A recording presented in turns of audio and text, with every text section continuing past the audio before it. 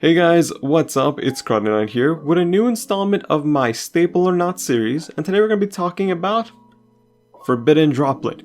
This card is nuts, and it's actually really good for what it can do and how it really is going to be a pretty big impact in our meta. And I'm going to talk about the TCG, OCG, and how it's going to work out here as opposed to there. So, don't forget to like, comment, and subscribe. And the question for you guys today is, will you be buying this card? And if you are, at what price do you feel comfortable picking it up at? So let's go ahead and talk about the card and just overall some topics that I have written down here. So let me talk about what Forbidden Droplet does. It's a really long effect. I feel like I should read it word for word just to make it a bit easier.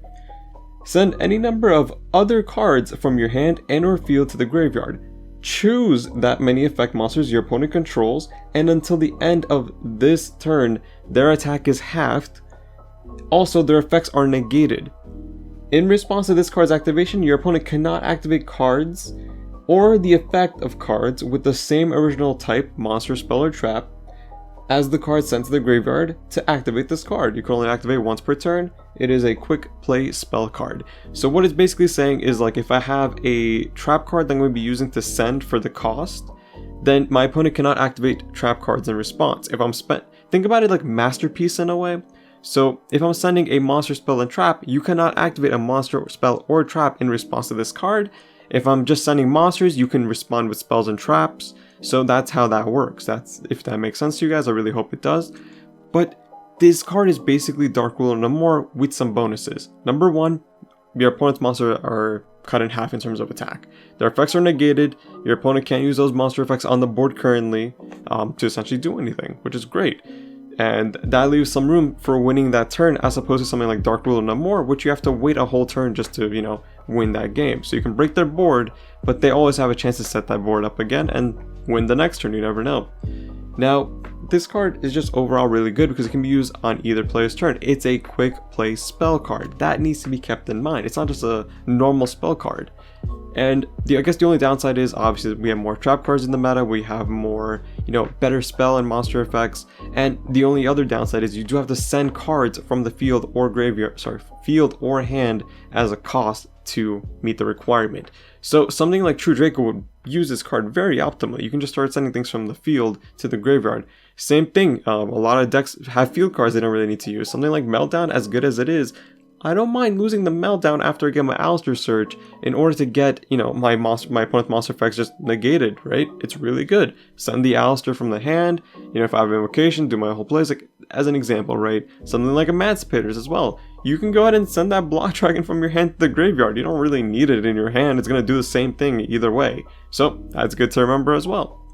Now, let's see what decks is really good to use at, right? Things that can utilize the graveyard are going to be really good with this card. Eldritch is going to be one of those decks. Emancipator is going to be one of those decks. BA.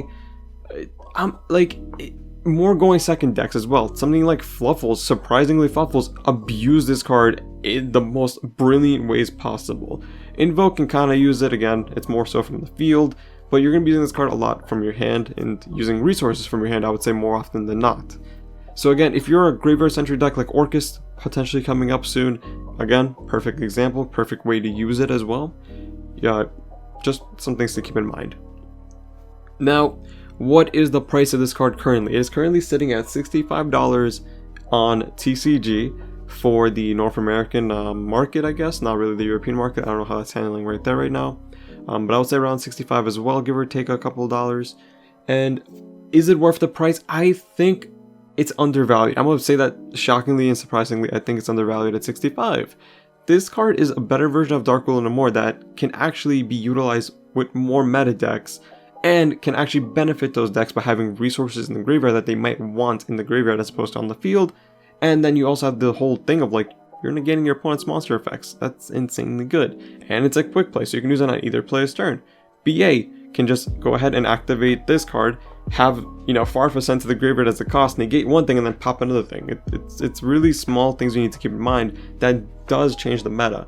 And a lot of the tier 2 decks that might need this type of card do get a little bit of a bump up. I'm not saying they're meta viable, but they are more meta competitive. And will it go down? I think on release, yes. I think official release comes out, I think it's on the 7th. So tomorrow in North America as of recording this. and I think it'll go down to around 50. I think comfortably you can pick up 3 copies for $50, feel safe about it, feel good about it, keep it on the side. But will this become a staple card in the future? Does it have meta viability? Yes, I think a lot of decks can choose to main this card as well as side deck it.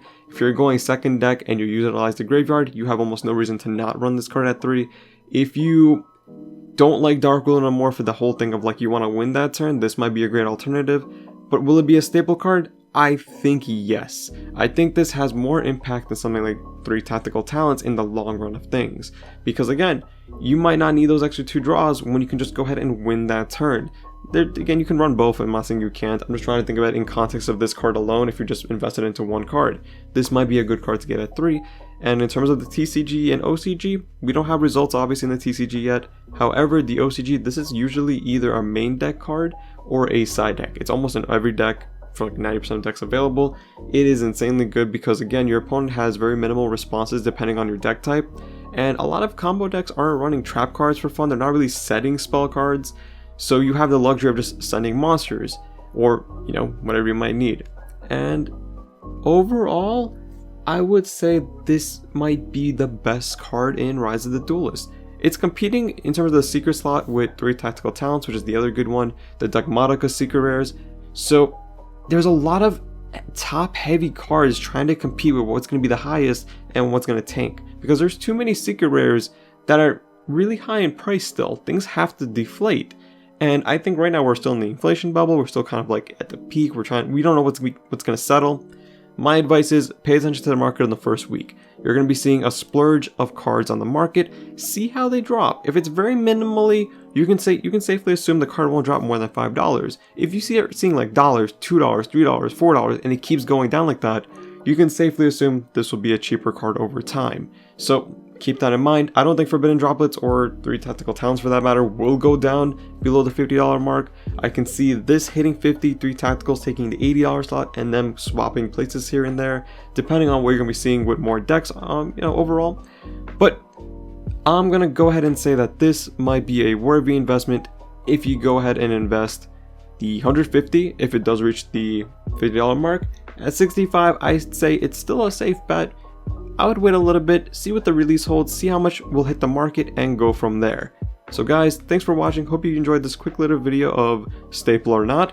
I'm going to go ahead and say it's a staple card. So take care and have a great rest of your day.